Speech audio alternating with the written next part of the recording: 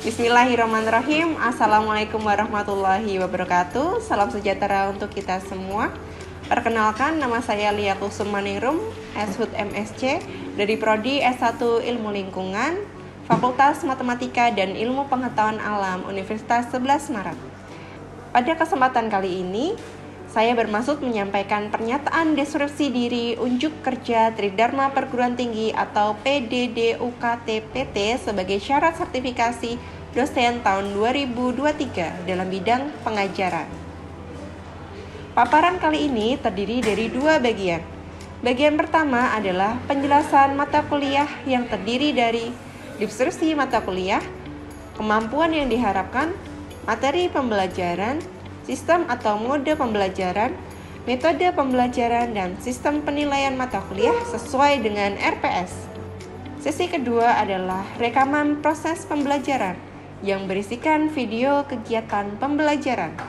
Deskripsi mata kuliah. Mata kuliah yang akan saya paparkan adalah ilmu lingkungan dasar. Mata kuliah ilmu lingkungan dasar merupakan mata kuliah wajib semester 1 dengan bobot 3 SKS, terdiri dari 2 SKS teori dan 1 SKS praktek studi kasus. Mata kuliah ilmu lingkungan dasar menjadi dasar untuk mempelajari mata kuliah ke jenjang berikutnya. Ilmu lingkungan dasar membahas tentang definisi dan konsep dasar ilmu lingkungan serta lingkungan secara umum. Mata kuliah ini membahas pula definisi, konsep, dan contoh permasalahan lingkungan serta upaya-upaya pengelolaan ataupun konservasi lingkungan. Ketiga pokok bahasan tersebut disampaikan secara umum dan mendasar sebagai landasan bagi mahasiswa untuk menempuh topik perkuliahan pada semester yang lebih tinggi. Perkuliahan ini menyampaikan contoh-contoh real untuk memudahkan, memberikan gambaran, menginspirasi, dan memotivasi mahasiswa terhadap dasar pengelolaan sumber daya alam dan lingkungan. Adapun kemampuan yang diharapkan, yang pertama terkait capaian pembelajaran lulusan atau CPL. CPL kedua, mampu melakukan pemantauan dan pengelolaan lingkungan. CPL 7, mampu melakukan riset dalam rangka pemantauan, pengendalian, pengelolaan, dan pemulihan kualitas lingkungan.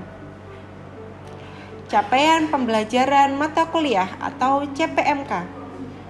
CPMK pertama, mahasiswa mampu mengidentifikasi komponen lingkungan yakni abiotik, biotik, dan kultural.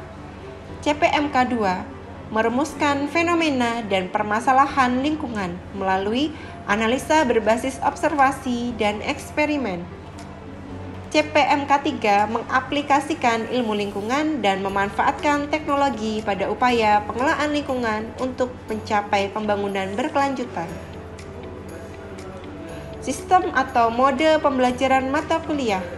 Perkuliahan ini dilakukan selama 16 kali pertemuan, termasuk ujian tengah semester dan ujian akhir semester secara blended learning, yaitu secara offline, tatap muka, dan juga melalui kelas virtual sinkronus menggunakan Zoom ataupun Google Meet, dan juga asinkronus Google Classroom pada UNS dan juga YouTube.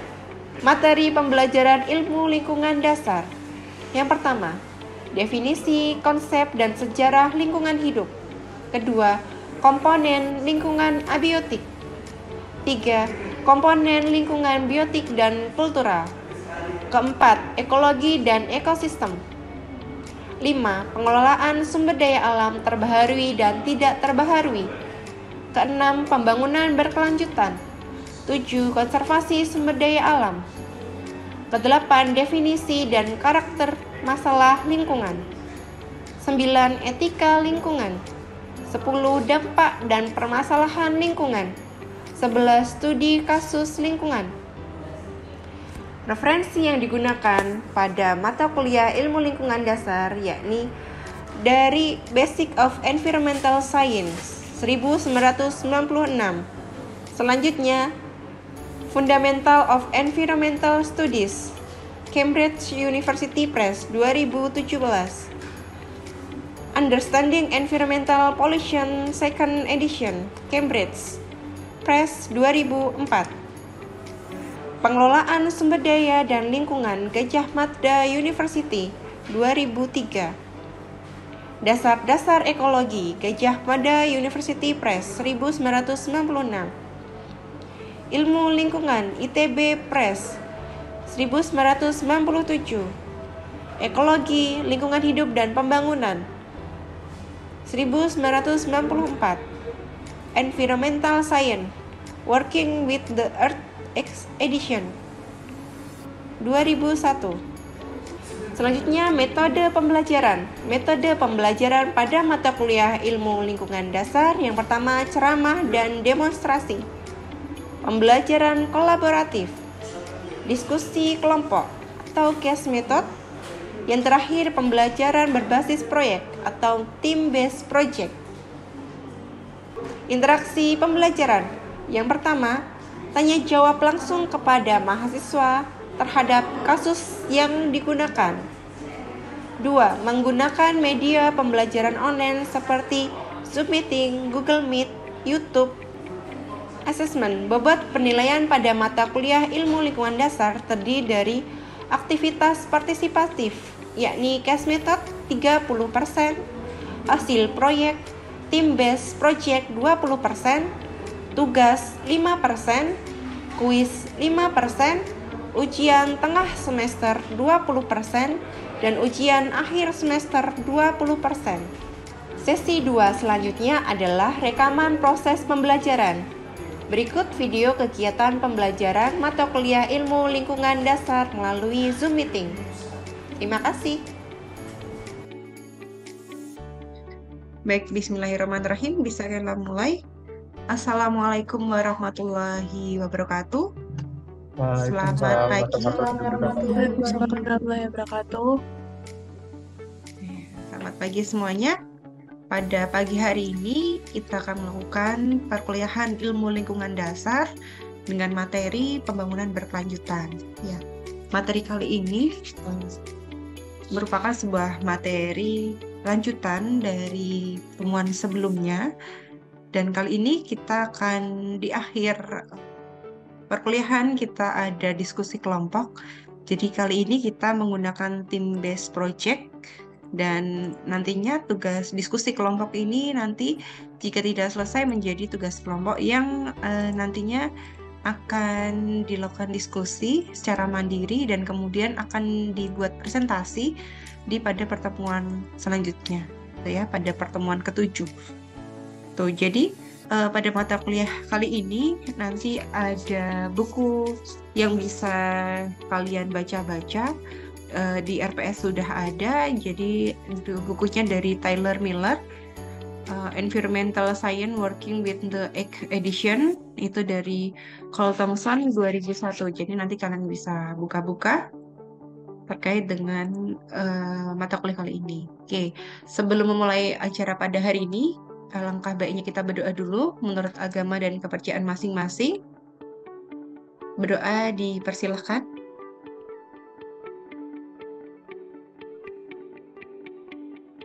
Doa selesai. Baik.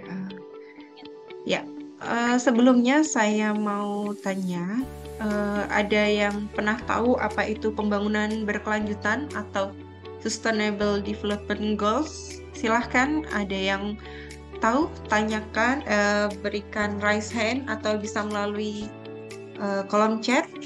Langsung saja kali ya. Nanti sebutkan NIM-nya. Apa itu pembangunan berkelanjutan? Apa yang kalian tahu tentang pembangunan berkelanjutan atau Sustainable Development Goals? Silahkan. Baik, Dimas ya. SDGs sendiri ini merupakan sebuah program yang saya tahu dari PBB. Jadi itu kesepakatan pembangunan berkelanjutan berdasarkan hak asasi manusia. Jadi karena dunia ini semakin kompleks, ada permasalahan, jadi kayak Perserikatan Bangsa-Bangsa itu kayak membentuk suatu goals, tujuan yang dimana untuk menghambat atau mengurangi dampak-dampaknya seperti nanti sudah iklim change, terus habis itu ada kemiskinan yang berkelanjutan, kemudian ada kelaparan yang berkelanjutan. Nah, jadi SDGs ini tuh berfungsi untuk pembangunannya itu supaya tidak terjadi hal tersebut gitu, makanya diadakan goal seperti ini gitu. Ya, jadi ada Oke, 17 baik. goals dari ini. Ah, Oke, terima kasih. Sangat bagus sekali. Nimas, nomor NIM-nya berapa? M Mm, 082 ya. 3052. Oke, baik. Terima kasih untuk Nimas. Bagus ya. Jadi merupakan salah satu kesepakatan dalam dunia internasional PBB begitu ya. Jadi di situ ada 17 goal di mana merupakan suatu kesepakatan agar semua negara di internasional ini bisa menghapuskan tadi terusnya ada agar tidak terjadi kelaparan gitu ya, terus atau pemusnahan kemiskinan gitu ya. Jadi bagaimana pembangunan berkelanjutan ini gitu ya, tidak hanya untuk generasi sekarang tapi untuk generasi selanjutnya gitu. Baik, terima kasih nih Mas. Untuk selanjutnya saya paparkan dulu sebelum kita akan melakukan diskusi kelompok. Oke, tadi saya sudah bertanya apa itu pembangunan berkelanjutan, sudah dipaparkan oleh Nimas. Untuk selanjutnya saya berikan di sini ada pendahuluan gitu ya. Ya, sebentar. Ya, oke. Pendahuluannya peradaban modern yang kapitalistik telah mendorong manusia begitu serakah terhadap lingkungan hidup. Ya, kemarin kita sudah belajar tentang sumber daya alam gitu ya. Bahkan sumber daya alam itu sebagai bahan baku gitu ya, sebagai untuk kebutuhan manusia dan untuk dia sebagai pembuangan limbah gitu ya, istilahnya untuk pengencer dan sebagainya. Jadi manusia modern ini terjangkiti oleh penyakit hedonisme. Ya, mungkin kalian tidak asing dengan kata hedonisme, yang tidak pernah puas dengan kebutuhan materi. Misalnya hari ini saya sudah beli baju, oh besok saya lihat baju lagi gitu ya di Shopee misalnya atau di eh, beberapa online atau jalan-jalan saya pingin lagi. Padahal tadi kita sudah membeli baju nih gitu ya. Jadi istilahnya tidak pernah puas dengan kebutuhan materinya.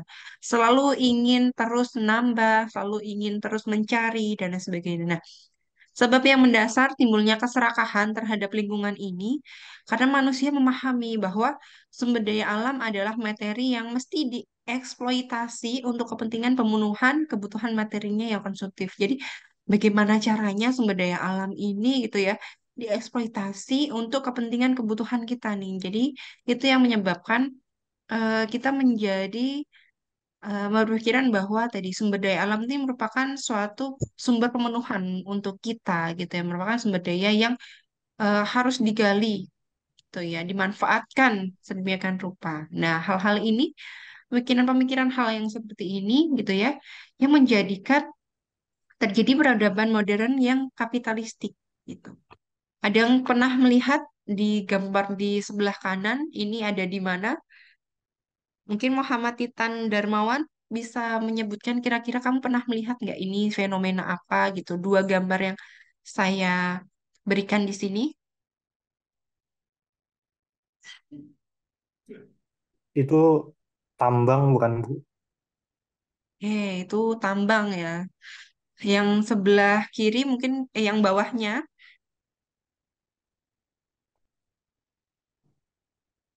Nggak terlalu kelihatan Bu, saya nggak bisa nge-zoom. yang bawahnya kira-kira apa itu? Jadi kayak sebuah lahan gitu ya. Pembukaan Menjadi lahan. sebuah oke bagus pembukaan lahan ya. Baik, terima kasih Muhammad Titan. Jadi ini seperti sebuah gambar ya. Jadi sumber daya alam itu digali yang tidak hanya mungkin diambil saja hutannya ya, mungkin di atas permukaan tapi hingga di bawahnya sampai digali sampai ke bawah gitu ya. Ya, pengambilan sumber daya alam sama ya. Jadi yang bagian bawah juga. Jadi ledakan penduduk ini, pertumbuhan penduduk ini akan membutuhkan tempat tinggal ya. Jadi yang harusnya lahan hutan, perkebunan atau persawahan gitu berubah menjadi pemukiman. Nah, hal-hal ini menjadi emang indikator ya terjadi perubahan fungsi lahan. Nah, banyak kritik Antara lain ya ketika ada jumlah penduduk yang meningkat gitu ya, kelaparan memang belum dapat dihilangkan, tetapi akar penyebabnya ketidakstabilan politik ya, bukan ada juga yang menyebabkan ketidakstabilan politik, bukan hanya kekurangan pangan. Ada yang namanya ekonom India ya, beliau ini pemenang hadiah Nobel namanya Amartya Sen. Dia berpendapat negara dengan demokrasi dan pers bebas hampir tidak pernah menderita kelaparan berkepanjangan. Tuh ya.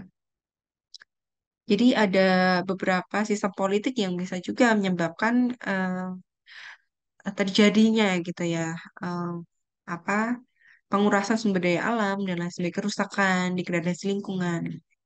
Nah, faktor utama pro kontra adalah keterkaitan pertumbuhan penduduk, terbatasnya lahan pertanian, dengan kemajuan teknologi, perbaikan tingkat kesehatan. Jadi ada pro kontra antara kelaziman dalam iptek. Faktanya, ya, ancaman global perubahan iklim ini telah membuktikan adanya korelasi kuat antara jumlah manusia eksponensial dengan emisi gas rumah kaca. Itu ya. Coba saya mau tanya lagi, mungkin Malva Amorita. Halo, Malva. Halo. Ya, eh, kira-kira menurut kamu ya, ini kan menyebutkan bahwa ancaman global perubahan iklim ini telah membuktikan adanya korelasi kuat antara jumlah manusia eksponensial dengan emisi gas rumah kaca. Nah, kira-kira kegiatan antropogenik apa yang dilakukan oleh manusia bisa menyebabkan emisi gas rumah kaca?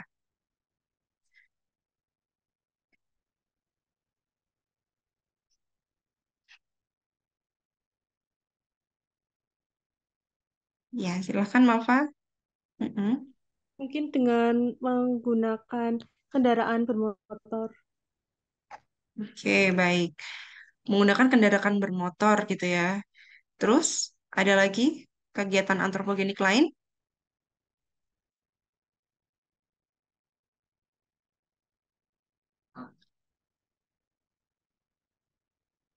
pembakaran sampah mungkin ya. Terus menggunakan alat-alat listrik dan lain sebagainya gitu ya, AC dan lain sebagainya. Jadi banyak sebenarnya kegiatan antropogenik ini yang membuat jumlah manusia banyak, kegiatan antropogeniknya banyak sehingga menimbulkan emisi gas rumah kaca. Sebenarnya apa ya Bu pengertian pembangunan berkelanjutan? Ya.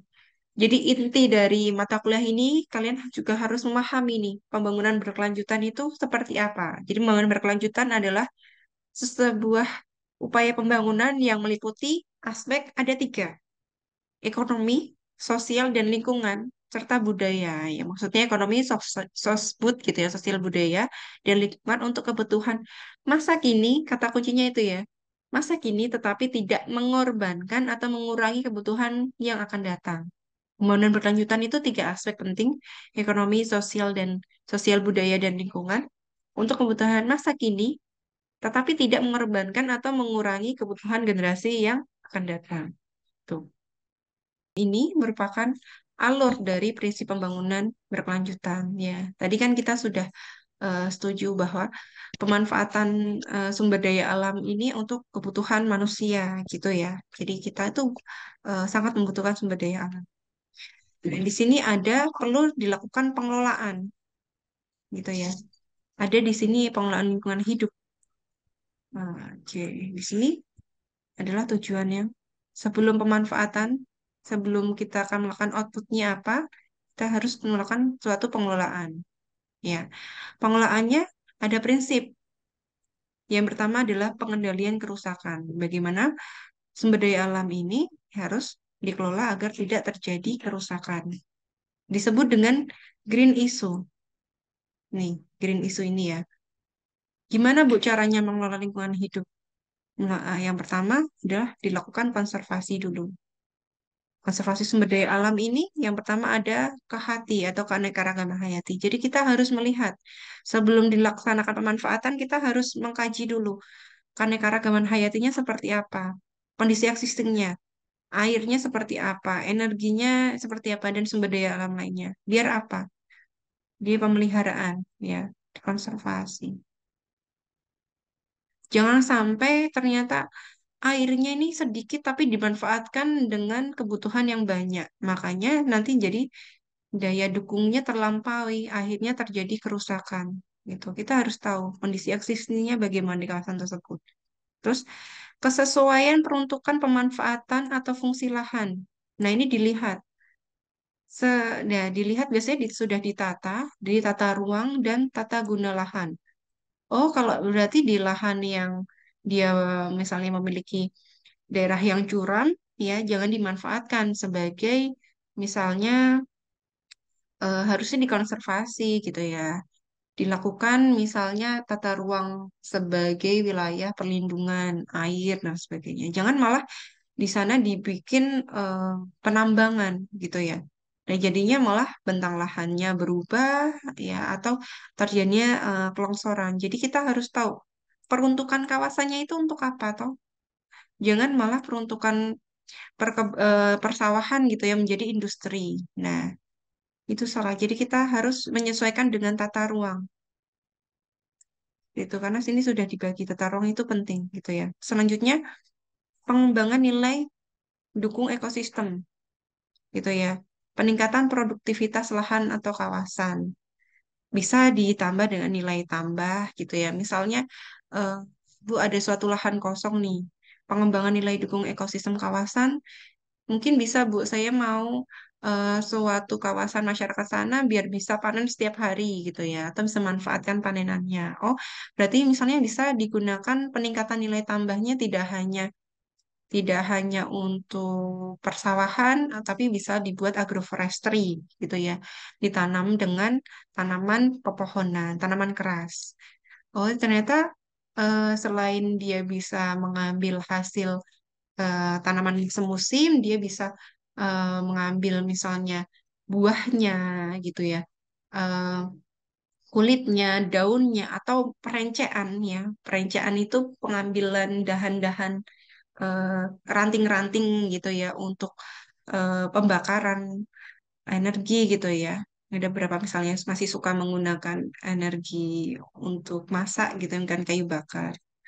Yang kedua ya disebut dengan pengendalian pencemaran lingkungan, yakni dengan cara pengelolaan limbah atau sampah disebut dengan brown issue. Kalau prinsip pengendalian kerusakan itu green issue, kalau pengendalian pencemaran lingkungan hidup disebut dengan brown issue. Dengan caranya adalah meminimalisir limbah atau sampah, menggunakan teknologi bersih, hemat bahan baku, energi, 3R gitu ya. Jadi sebenarnya tidak hanya sampai ke 3R, tapi sebelum kita akan melakukan 3R itu kita harus berbuat hidup minim sampah gitu ya. Jadi dari hedonisme, jadi ketika melihat suatu barang yang misalnya sebenarnya tidak perlu kita beli atau hanya keinginan saja, coba dimulai dari sekarang direm gitu ya. Itu untuk mengurangi sampah atau limbah ya yang dikeluarkan dari tadi sisa konsumsi kita. Itu. Terus selanjutnya pengolahan limbah atau sampah. Nah, ini caranya seperti apa? Menggunakan kompos, ya bisa ya. Kemarin kita kalau kompos menggunakan apa?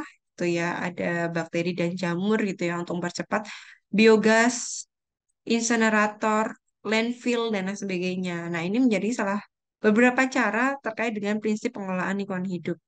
Terus agar apa outputnya? Ternyata kita perlu melakukan output dari pemanfaatan sumber daya alam adalah agar kelestarian fungsi lingkungan hidup sumber daya alam bisa dimanfaatkan tapi kelestariannya tetap terjaga gitu ya. Tadi kelestari itu apa sih?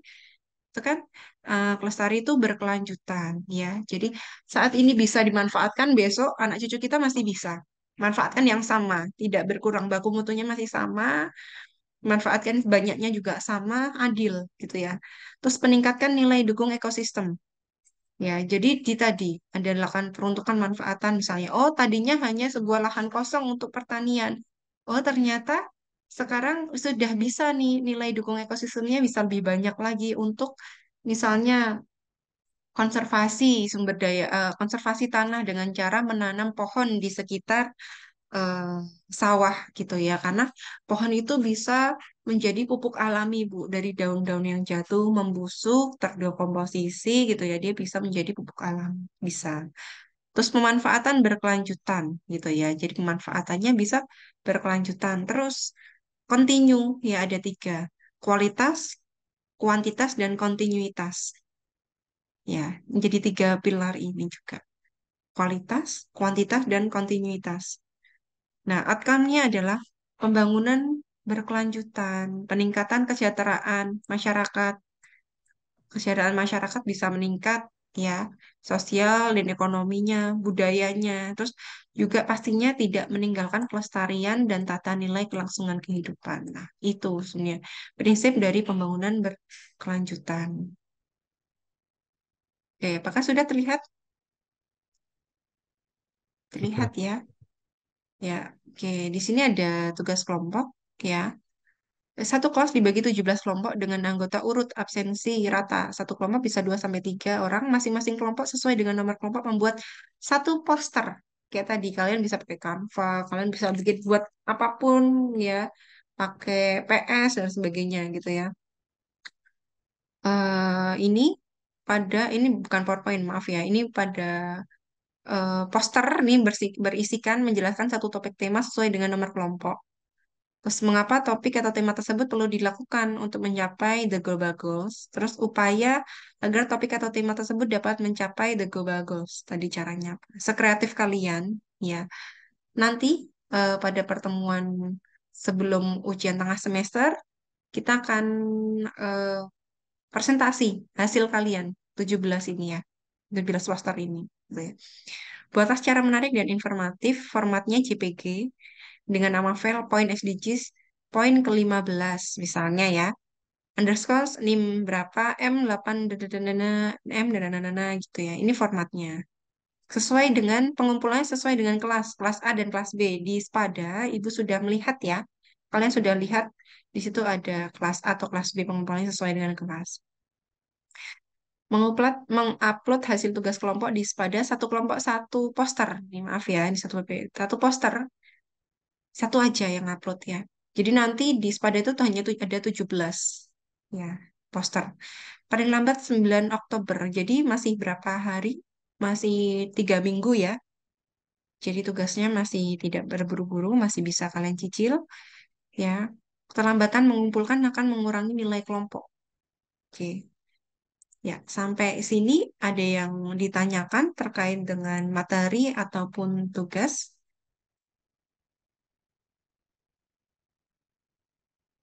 Sudah ya. Ada yang bertanya? Sudah cukup? Oke, sudah jelas ya insya Allah ya. Nanti kalau misalnya ada yang tanya, bisa melalui kolom atau WA Ibu atau bisa langsung ke ruang prodi Ibu yang untuk selanjutnya bertanya. Baik, terima kasih untuk hari ini karena waktu sudah menunjukkan tepat waktu kita selesai. Kita karena dia tadi diawali dengan berdoa, maka kita akhiri dengan berdoa. Oke, berdoa menurut agama dan kepercayaan masing-masing. Berdoa dipersilahkan.